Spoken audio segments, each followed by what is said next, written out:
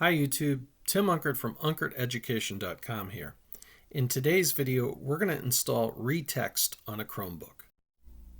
Okay, the first thing we want to do is to install Linux. To do that, we'll go to our launcher here, click on that, go to Settings, and on the left-hand side we want to find Advanced.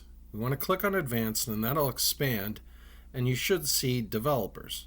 Click on Developers, and you'll see this Linux development environment. What you want to do is turn that on. Okay, then the Linux development environment wizard will pop up. You'll click Next. You can change your username here if you want, or just use the default one they set up for you. You can change your disk size here, or use the recommended size.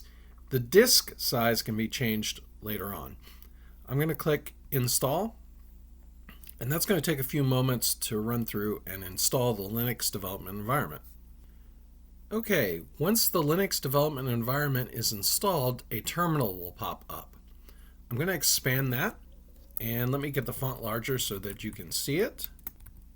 Okay, now I'm going to make sure everything is up to date by typing sudo apt-get update, and then 2 ampersands for and, sudo apt-get dist-upgrade, and I'll do a -y here, and I'll hit enter.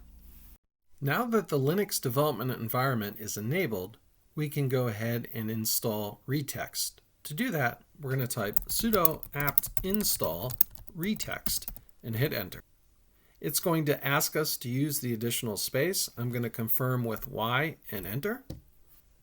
Okay, let's go click on our launcher here. And we see we have this icon ReText. I'm going to right click and pin that to the shelf and then click on that icon.